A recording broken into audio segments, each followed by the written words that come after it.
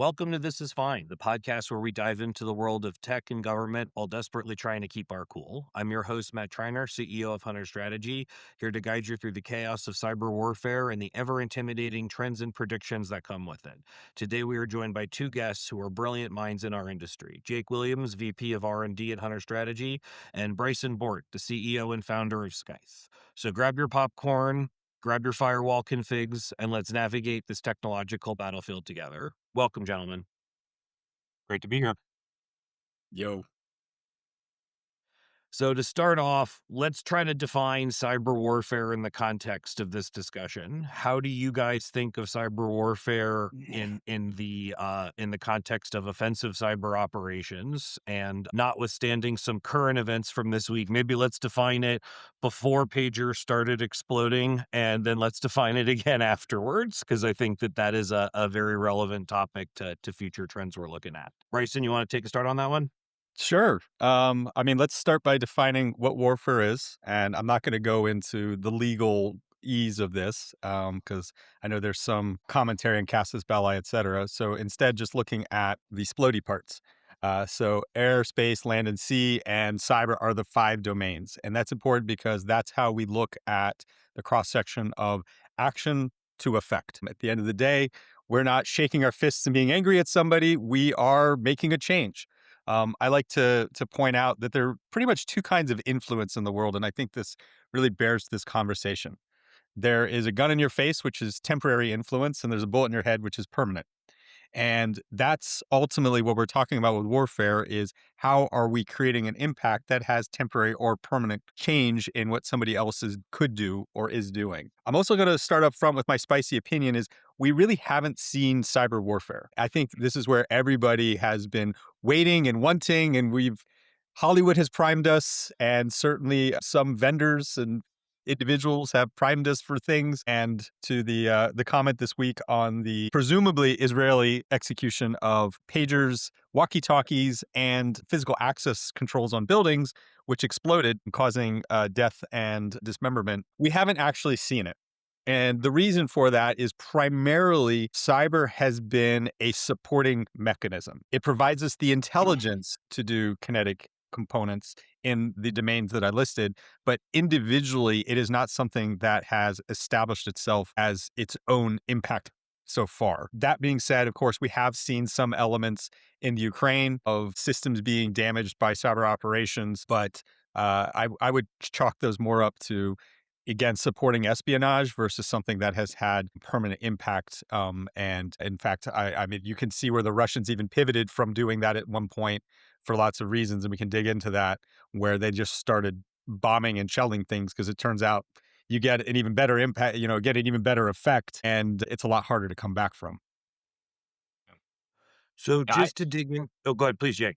no, I was just going to say, I don't think I disagree with much of that, right? I mean, the reality is that quite to the chagrin, I think, of a lot of cyber warfare planners, who are looking to battle some, nation state APT that's somehow going to cause kinetic effect, through cyber operations. Cyber, again, has played predominantly a supporting role, and we can get into the reasons for that. But, um, you know, the, I think probably the biggest, though, is that even if, and it's a big if, you can deliver a real kinetic effect through some cyber access, you have to, one, pre-position well in advance in the vast majority of cases. And two, after you're pre-positioned, that pre-positioning becomes intelligence collection, and people get hooked on, leadership and stakeholders get hooked on intelligence like they get hooked on crack. And they don't want to give that up, right, for some very, very short term, and by the way, very difficult to measure, even, cyber effect. And so, So I guess my follow-up question is what's the line, right, between the supporting and it's obviously what's your opinion that the line is, right? I understand this isn't a hard fast thing, but some are certainly less informed news talking heads are calling the attacks of the week a cyber attack and referring to them where I guess, yeah, telecommunication networks were the delivery mechanism. There was a physical kinetic effect of that, but I could see the argument as to why, well, that's not really a cyber attack. That's a radio attack, and it was a supply chain attack. But what would be an example in understanding today's, traditional computer networks, today's ICS networks, today's infrastructure, what would be an example of a cyber attack so we could kind of say, well, this is what it would be, and that hasn't happened. Well, let's clarify what happened with Hezbollah first, because you talked Yeah. about cyber and radio. At the end of the day, there was explosives implanted somewhere that blew up. To me, if we're talking about that being a cyber attack, that would have been something where no physical component was introduced. I mean, Mhm. using the civilian infrastructure to relay a message that detonated an explosive is not cyber or a radio attack. That's just a means of communication to cause something to explode that again has already been put there. That's no different than any other kinetic operation, just in this case, a very clever delivery mechanism, an absolute failure of counterintelligence on the Hezbollah part for that kind of access to be given into the supply chain. But no, it is not a cyber or a radio attack.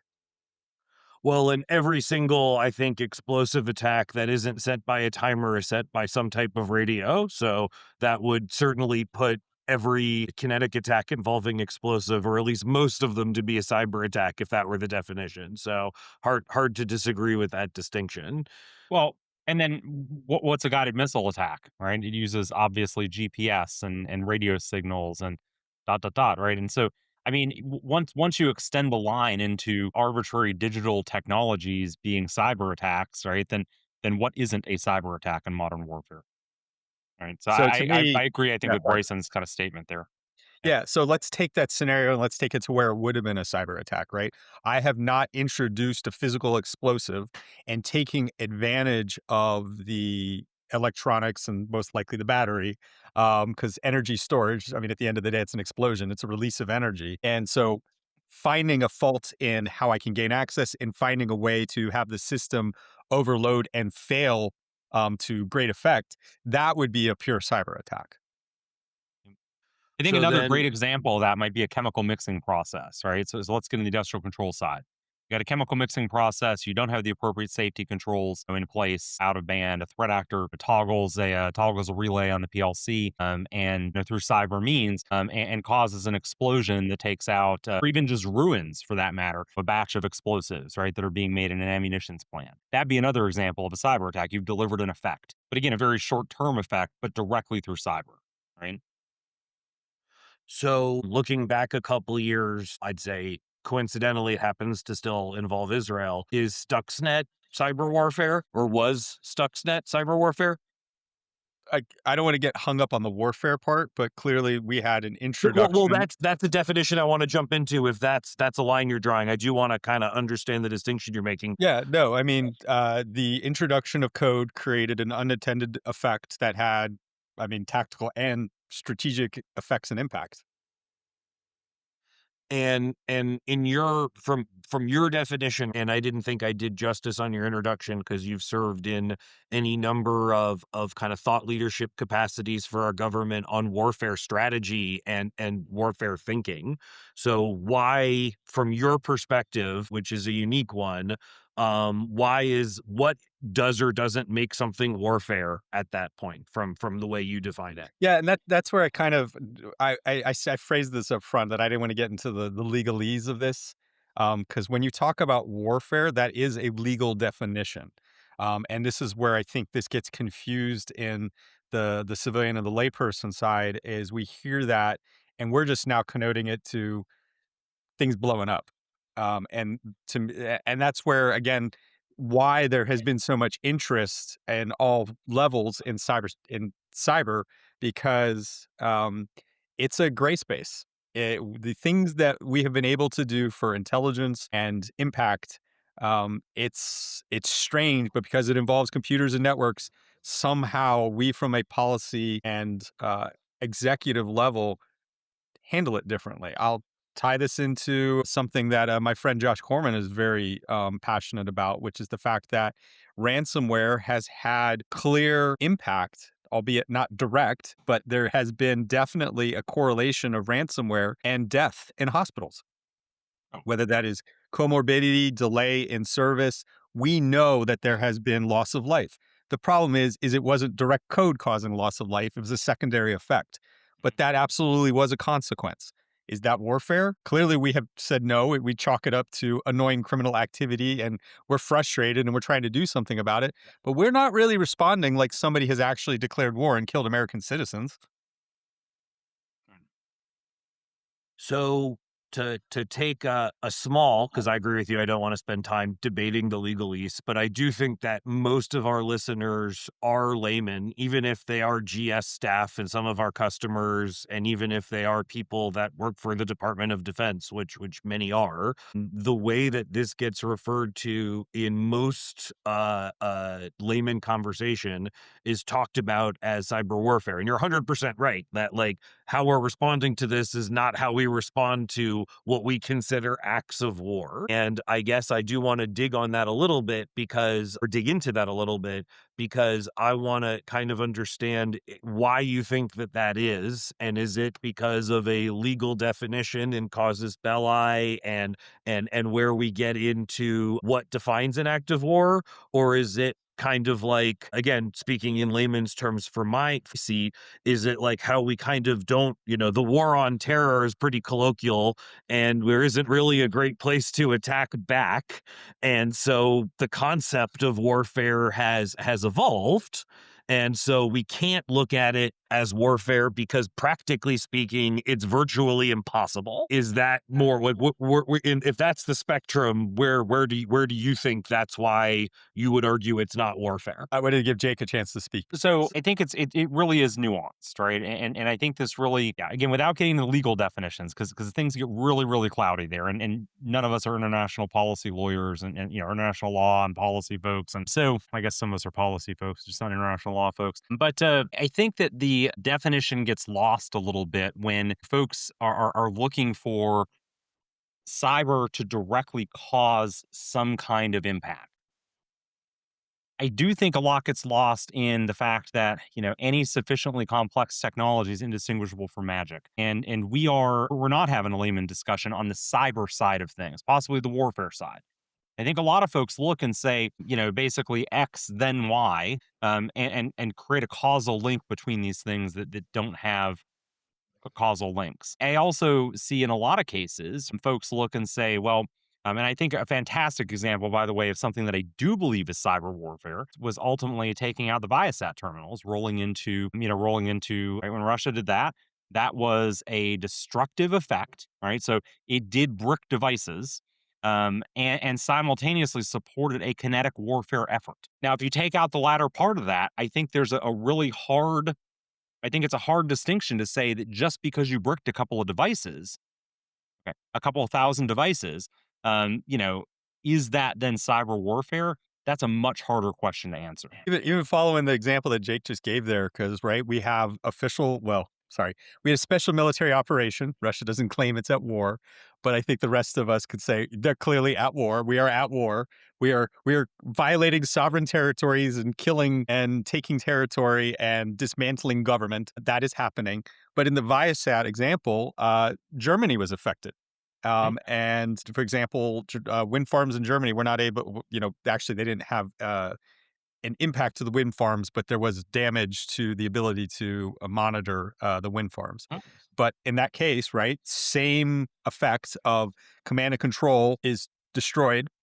And Germany didn't respond as if it was at war. In fact, if anyone recalls, there was a lot of question about where Germany was going to come out on that Right. with respect to um, Ukraine and Russia because uh, they were, Russia had them by the balls with the energy infrastructure. And so you Yep. have the same impact equivalent to them, and there was no war because it didn't match to boots on the ground with bombing and killing.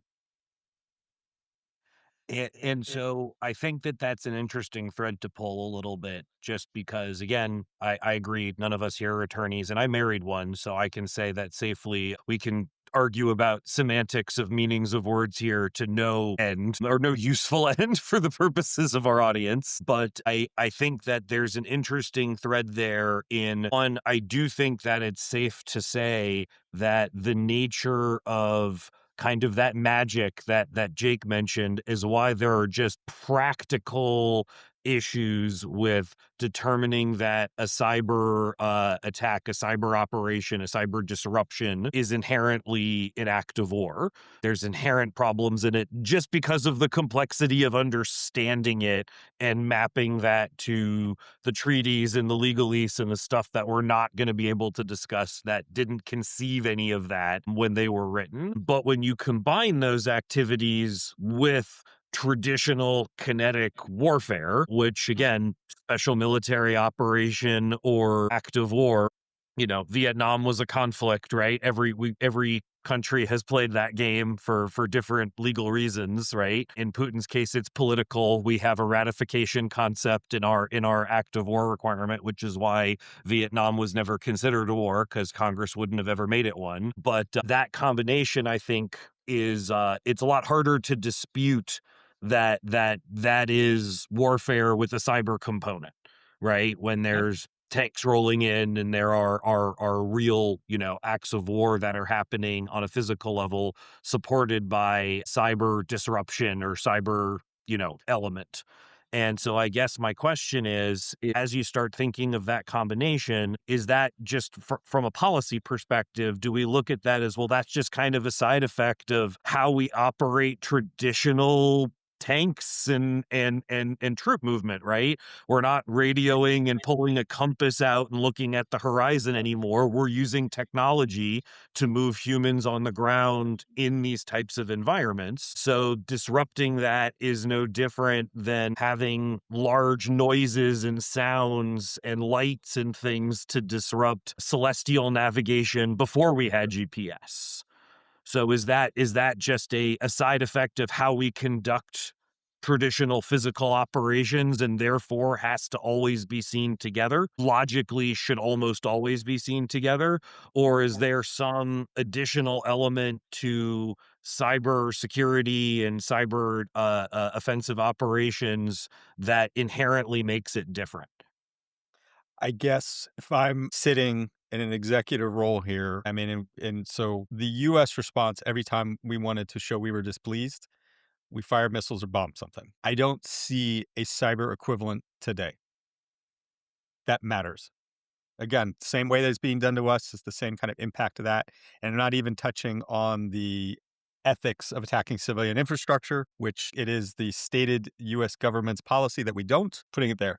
Why don't we tackle this a little bit differently and talk about why we haven't gotten where I think we want to get? Because this is near and dear to my heart from back when I was heavily involved in government and had ideas and did do things and continued to push that.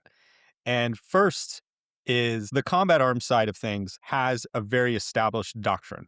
And the way that that doctrine works from targeting to deciding what to do in an operation and deployment of force and what kind of ammunition, right, for bomb and all of that comes down to what's called battle damage assessment. You have 3 tiers of battle damage assessment.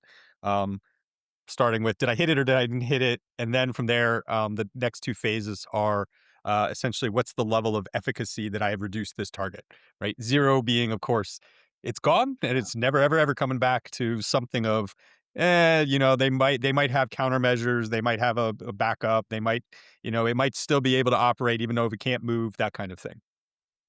We have not built an equivalent investment in that kind of doctrine for cybersecurity. And you could argue it's because it's hard. For example, how do I confirm that I've hit something in cyber?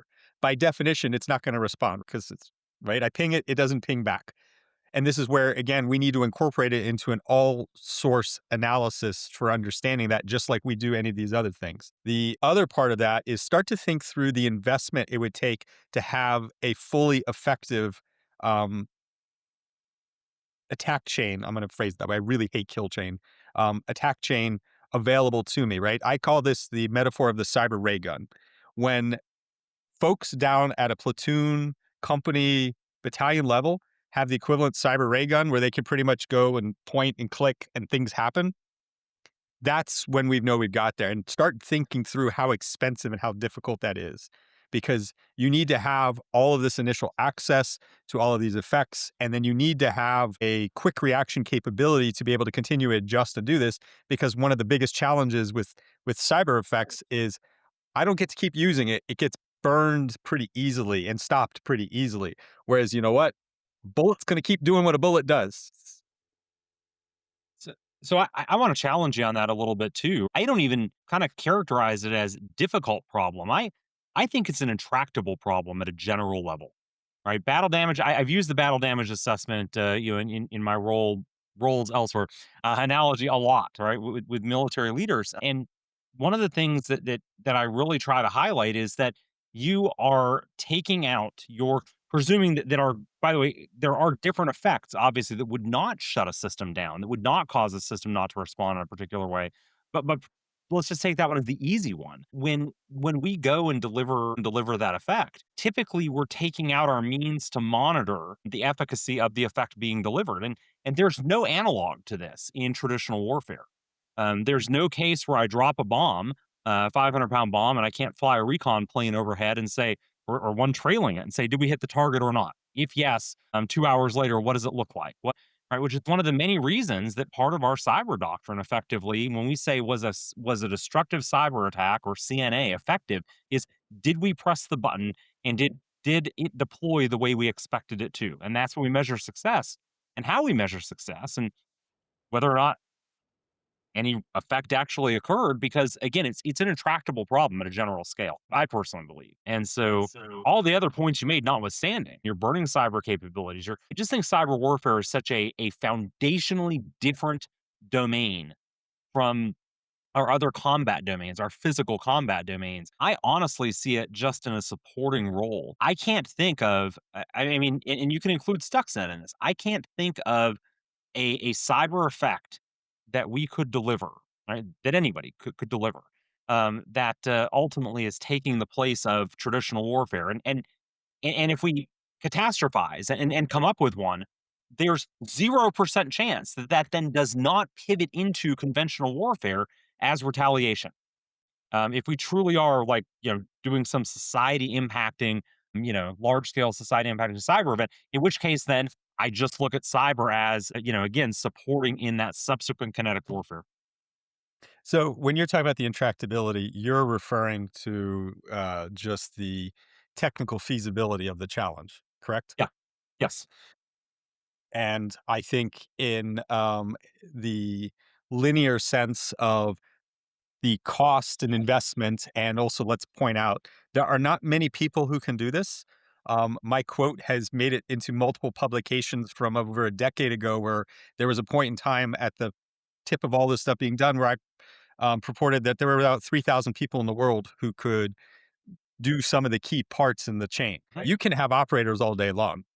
It's easy to press buttons on a thing that's been built. It starts getting real narrow as you start going down to building the components of that. And so, in the sense of that traditional linear progression of vulnerability research, harvesting to exploitation, weaponization, and building multiple delivery mechanisms, maintaining all of that against what are, of course, hard targets that are already really fairly difficult. I mean, this is why FME is such a big deal, foreign military exploitation. So, a core part of warfare has always been understanding the capabilities of the equipment that you might go up against. What would that MiG do? How would that BMR respond? What is its range? Right? That's all. That's all. That's where this would tie into having to be able to validate before somebody looks really stupid pointing something and nothing happens on the battlefield and gets shot.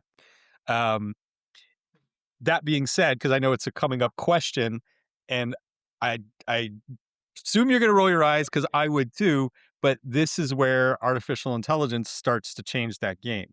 Now, let's first caveat: we are nowhere close to that. I am very pragmatic about what AI actually is, but the promise of what AI could be. And I would point to we've started to see the toes in the water publicly with CGC at DEF CON in 2016 with DARPA. Yeah. That was again where DARPA came back with the AI Village this year at DEF CON in 24. Um, and it's the promise of a something that knows what the goal is, knows how to get it there, and is able to figure that all out at speeds and scale and response time that no human could, or in this case, no human system and linear progression could. So let's separate for listeners too, by the way, though, AI from AGI, right? Because to your point, DARPA Cyber Grand Challenge is what, 2016, 17, right? It's ancient history, right? And the computing systems, right, with sets of decision trees that were all built around machine learning and AI outperformed the humans, right? Significantly outperformed humans. Well, some of the teams did, at least. In the in that year's custom capture the flag with never before seen binaries, and even I believe that was the year they did the custom processor architecture too. Right? It was like over the top. Um, but so I think AI is a reality in and can be a reality in ultimately in cyber warfare today. AGI, on the other hand, artificial general intelligence. I think we are, yeah, again, decade plus out from that. Um, but I'll even say here, I don't think the majority of combatant commanders, because I think really we're talking combatant command, level authority to go and deliver a cyber effect, a destructive cyber effect. I don't think they're comfortable turning over algorithmically and saying, "Go ahead, here's the decision tree, and once I unleash this, good luck."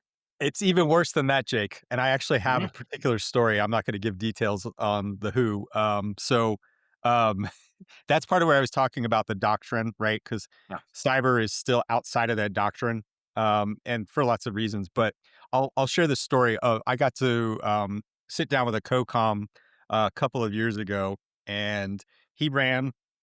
Right, he was a 4-star general. And he had a lot of responsibility, and I know I was it was a general conversation. I was just like, I basically asked his opinion on cyber. I was like, "What's Mhm. your ability to use it and whatever?" He's like, when I try to use it, the request goes to the Pentagon and it goes through 15 lieutenant colonels who come back and tell me no." Right. That was the 4-star generals, combatant commanders' experience with cyber.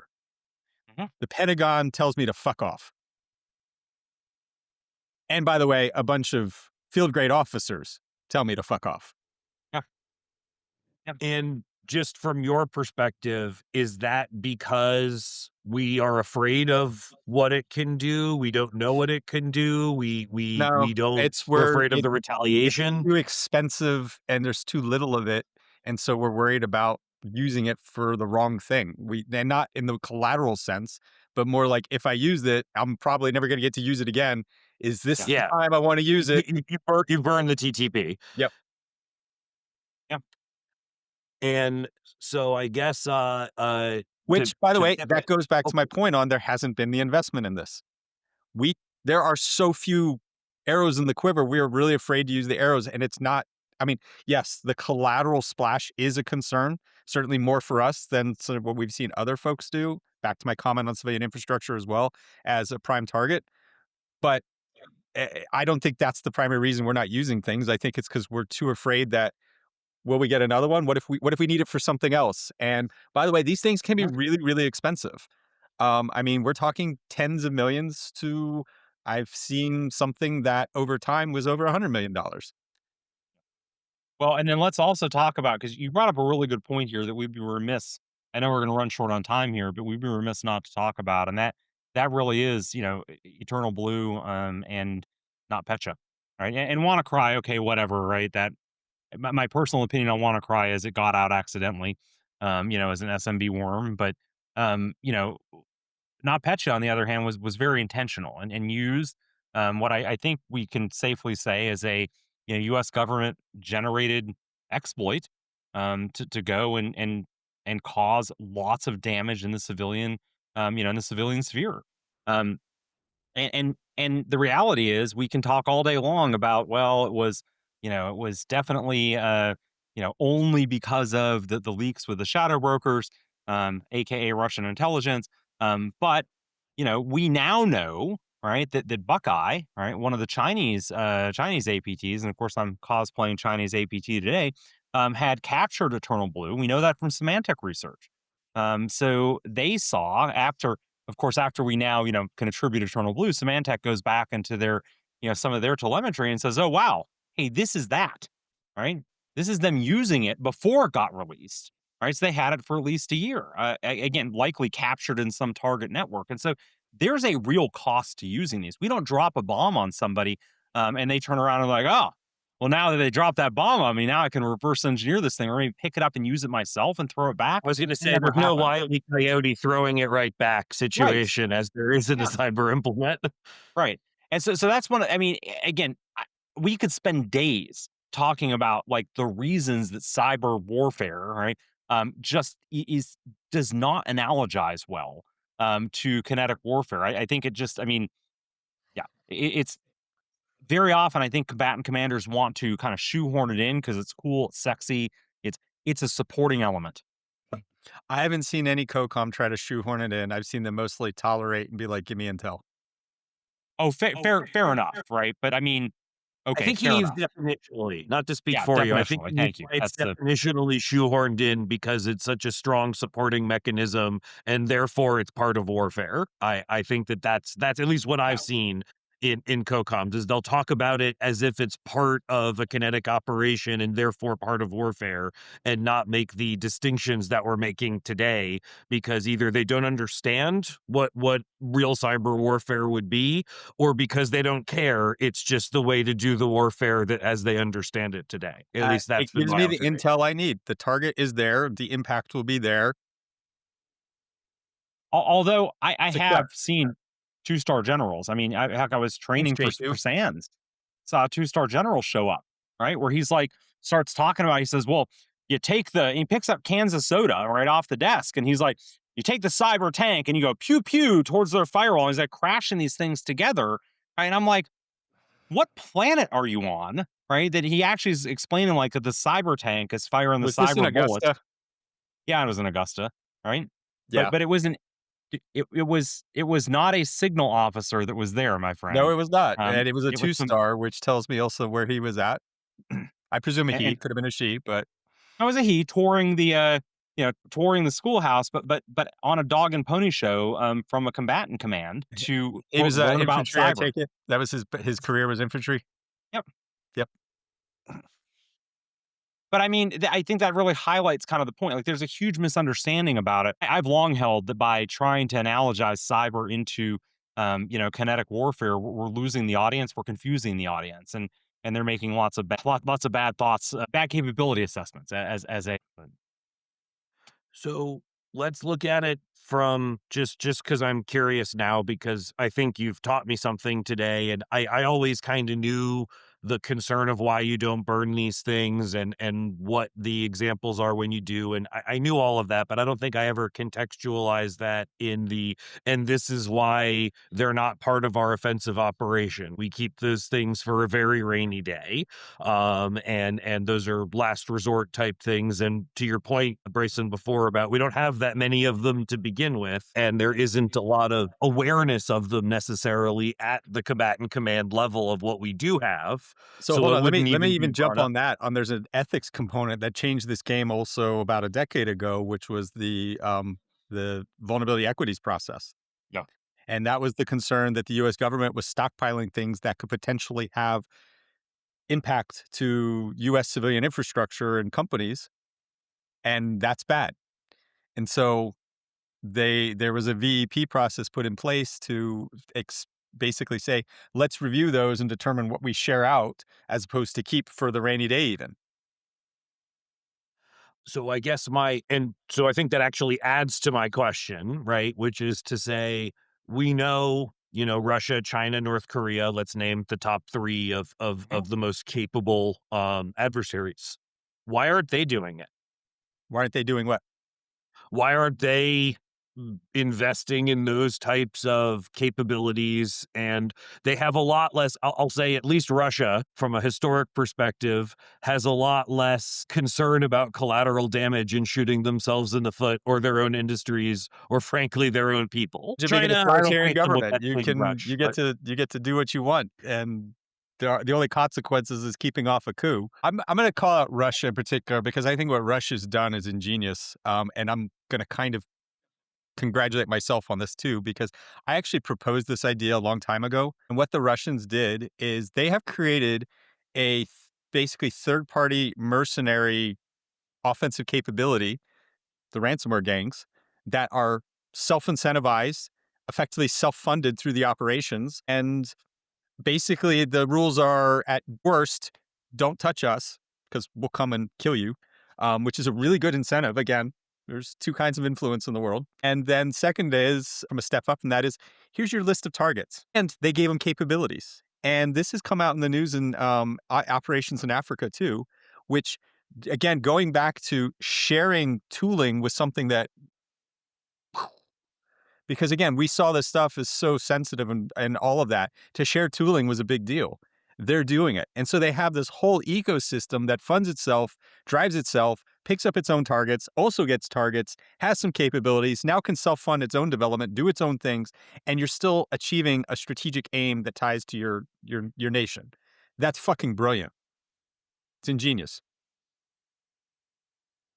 So I guess so to summarize, I guess your answer to my question is they are doing it. They're doing it at a lower stakes level when it comes to impact, but the disruption is still massive and to your point, self-funding and growing. So the impact, while not shutting down every water plant or creating, kind of permanent scarring, so to speak, they're breaking a lot of virtual limbs, putting a lot of people in the virtual hospital, and they're doing so effectively without tax funding.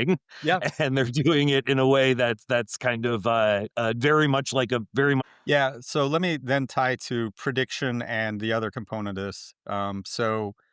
We did a project at the Army Cyber Institute called Jack Voltaic, where we looked at the interdependence of critical infrastructure and force projection. Turns out the best tank to fight is the tank that never shows up. And you don't, we haven't invented transporters yet, so I can't just put a tank here to here. And so ports and the bases and posts that house American military power, they depend on a lot of things to be able to get where they need to get. And so there's a lot of independent or interdependence on that.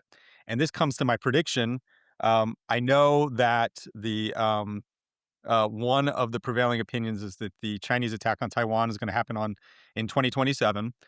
I still think it's going to be more the early 2030s, just because again, pulling off uh, that kind of attack is not going to be easy to do. And while they are willing to accept losses beyond what we would, there's still a limit to what you can to guarantee success.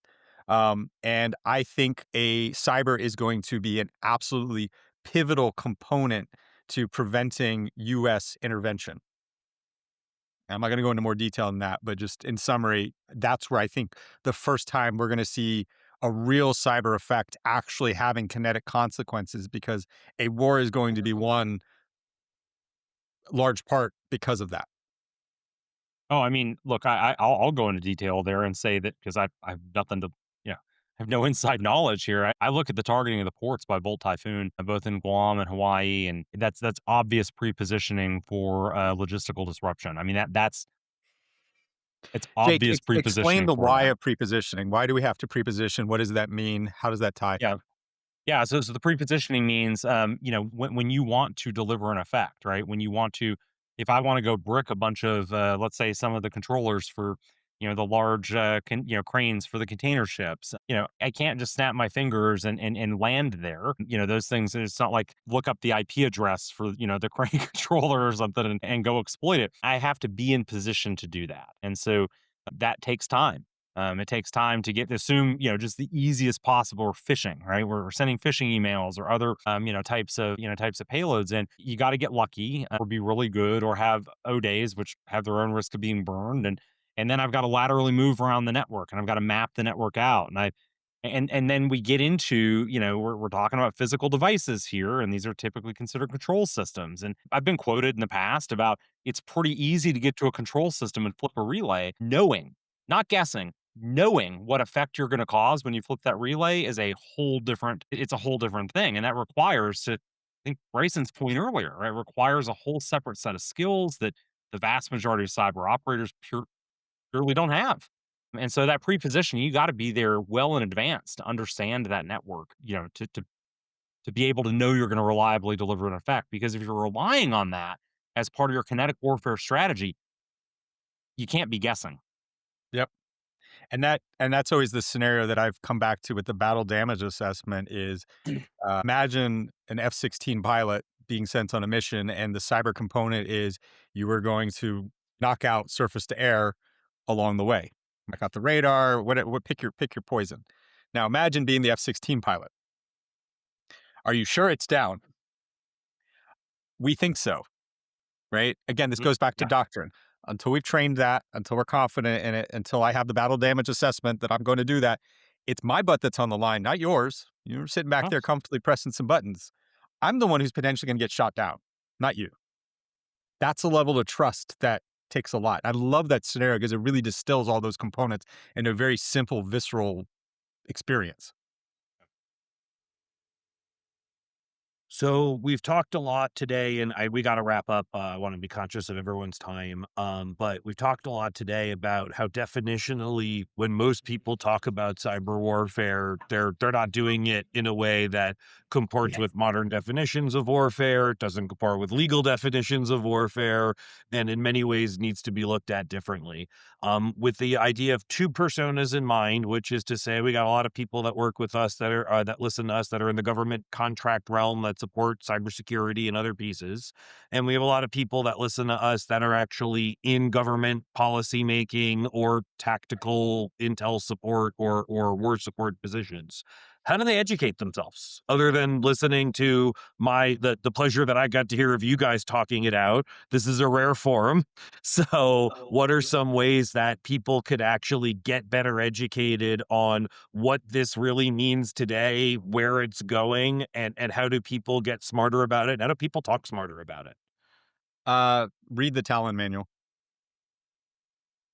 Ooh. Yeah, I Period. think that Read the Talon that manual. I'm not sure I would have started there, but that's fantastic advice. Yeah. Yeah. Um, Jake, anyone you want to add? I was actually going to say go look at the history of cyber attacks and then cyber attacks used in conjunction with kinetic warfare. The list is short, and look at what lessons you can take away from those.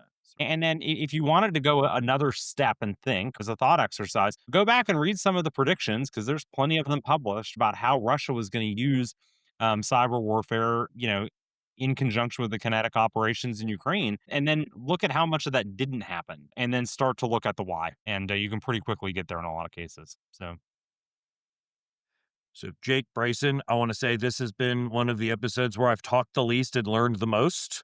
So, I really want to thank you both for being here. If I could just sit in the corner and sip whiskey and hear you guys argue about this, I would be incredibly happy to do that. So, I really thank you both for taking an hour this afternoon to have this discussion. yeah. Well, hey, Thanks for next having time us. we're together, just provide the whiskey, and I'm set. So, Got a whole case of it right behind me.